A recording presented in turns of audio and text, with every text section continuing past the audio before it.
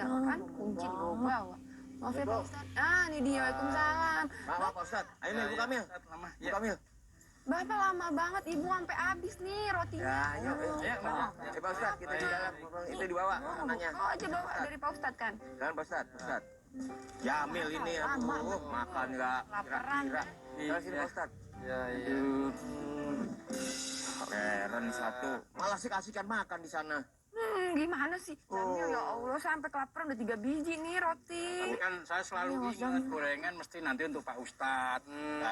Iya. Ini Pak Ustadz tadi Jamil nemu uang. Terus uangnya disedekahin, boleh nggak sedekah pakai duit nemu? Ya pada dasarnya sedekah yang terbaik itulah dari sesuatu yang baik. Sesungguhnya Allah itu baik dan Allah hanya menerima sesuatu yang baik. Tapi ketika kita menemukan sesuatu yang tidak ada pemiliknya, maka ya daripada kita was-was, kita serahkan, kita sedekahkan ya. Nah sedekah itu nanti juga untuk maslahat ke banyak orang juga. Oh nggak apa-apa jadi. Boleh. Sedekahin sama Jamil. Iya. Tumben amat Pak, biasanya langsung masukin kantong kan. Duit saya sering nemu kadang di celananya orang, kadang di mulutnya siapa gitu. Celana saya Tapi pantas. kalau ada pemiliknya, ada baiknya kita berikan kepada pemiliknya. Tapi kalau kita tahu, oh itu punya Pak Ramadan misalnya, kan?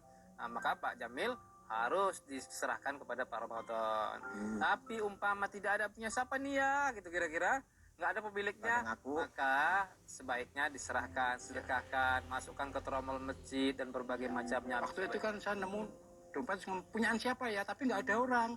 Nah, akhirnya kan saya masukin lagi, nggak maunya nggak ada orang. Harus ada orangnya dong.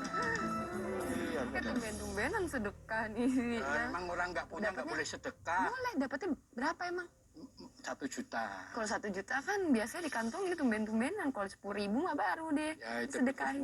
uang sial kalau orang. Ya nggak ada buang sial ya Pak Ustadz. Ya jangan sampai kemudian ya uang tadi kita ambil lalu kita makan untuk beli kebutuhan, tidak boleh.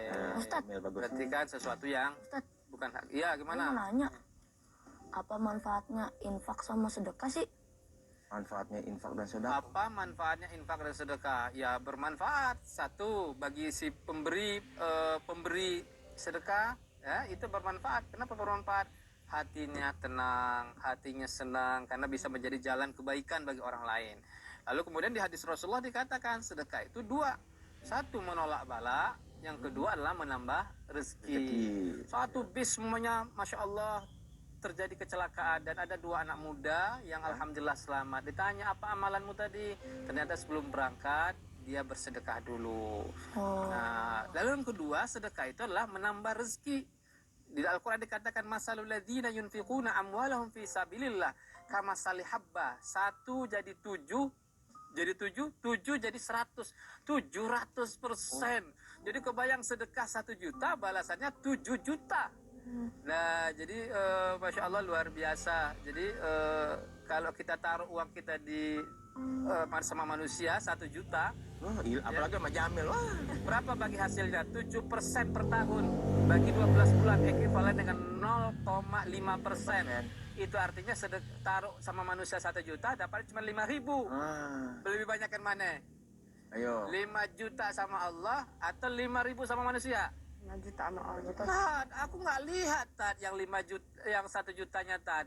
Oh, anakmu sehat, istrimu sehat, suamimu sehat, anak sehat, kamu bisa bekerja, bisa ngantor dan berbagai macamnya. Ngerti nggak Bu? Ngerti. Nggak mau nanya Ibu. Mau nanya ini, biasanya Pak Ustadz kan anak kecil, orang besar, itu siapa aja boleh bersedekah atau siapa aja sih Pak Ustadz yang boleh sedekah atau ibu? Siapa saja, tidak menuntut mau tua, kaya, bahkan di Al-Quran dikatakan, ciri orang bertakwa yang Ramadannya diterima itu adalah alladzina yunfiquna fis sarra wa dharra, bersedekah dalam keadaan lapang maupun dalam keadaan sempit, dalam keadaan kaya maupun dalam keadaan miskin.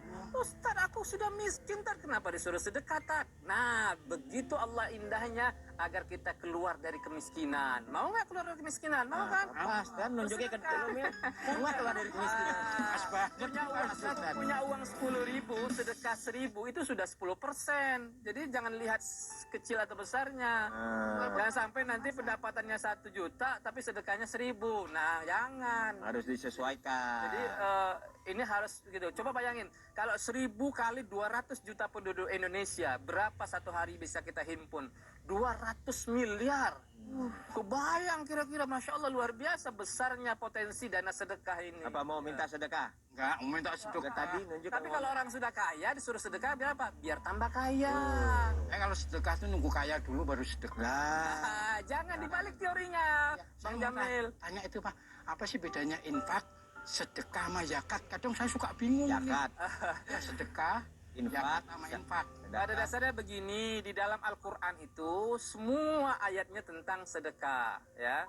Kita lihat sedekah semuanya. Nah, sedekah itu nau'ani, terbagi menjadi dua. Ada namanya sedekah wajib, itu namanya zakat, ya. Ada sedekah yang bersifat tatawu'i, itu yang sukarela, namanya lah infak, wakaf, hibah, dan berbagai macamnya. Kalau yang wajib, Zakat. Zakat itu wajib. Kalau yang Bagi lainnya- siapa? Bagi orang yang terpenuhi dua. Zakat kan ada dua tuh, ada zakat fitrah yang dibayar setiap hari menjelang Idul Fitri, membersihkan jiwa kita yang sudah berpuasa ini. Lalu yang kedua adalah zakat mal, zakat harta. Ini kadang-kadang lupa.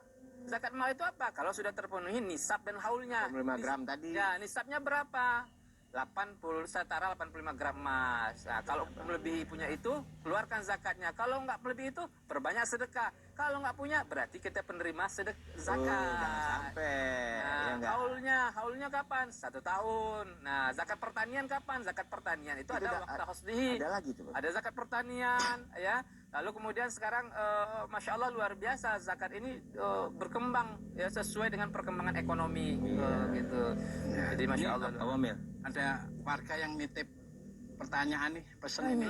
Ya gimana? Ini lihat Ustaz. Assalamualaikum Pak Ustadz, saya Bambang dari kampung sebelah. Saya ingin bertanya mengenai zakat Pak Ustadz. Saya ada harta sedikit yang ingin saya zakatkan, tapi apakah boleh saya salurkan sendiri kepada saudara-saudara saya yang kurang mampu gitu Pak Ustadz? Mohon penjelasannya. Assalamualaikum. Wah, boleh nggak zakat saya disalurkan langsung kepada saudara saya? Nah, kalau kita baca di dalam Al-Quran, di dalam surat At-Taubah ayat 60, di situ dijelaskan ada 8 asnaf, ada 8 golongan penerima zakat. Siapa dia? Untuk fakir, ya, miskin, ya.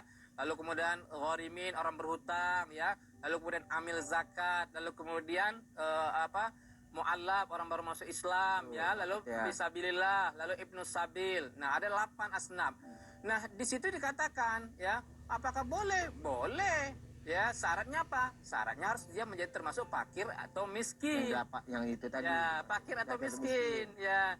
Kalau memenuhi syarat itu boleh. Boleh. Tapi sekarang kita sudah punya namanya lembaga amil zakat. Ada Basnas, Badan Amil Zakat Nasional, ada LAS yang dibentuk oleh masyarakat. Ya, tinggal pilih. Nah, jadi bisa umpama sibuk, misalnya seperti Pak Jamil dan warga kita sibuk, maka disalurkan kepada lembaga amil atau Badan Amil Zakat yang sudah dibentuk oleh pemerintah maupun dibentuk oleh masyarakat. Nah, tinggal nanti kita salurkan oleh mereka, nanti didatakan kepada siapa saja sehingga zakat kita ini tidak terfokus pada satu tempat saja. Ya, bisa Nah, menyebar. jadi kalau ditanya boleh nggak? Boleh. Remil. Bahkan lebih utama saudara kita yang miskin itu dibantu. Ya, alhamdulillah kita semua udah memahami. Iya. Walaupun belum tuntas nih Pak Ustadz, nanti kita minta Pak Ustadz juga menjelaskan lebih detail lagi tentang infak, sodako, yang sebagainya dan sebagainya supaya kita paham. Tapi dengan begini juga kita mengucapkan alhamdulillah.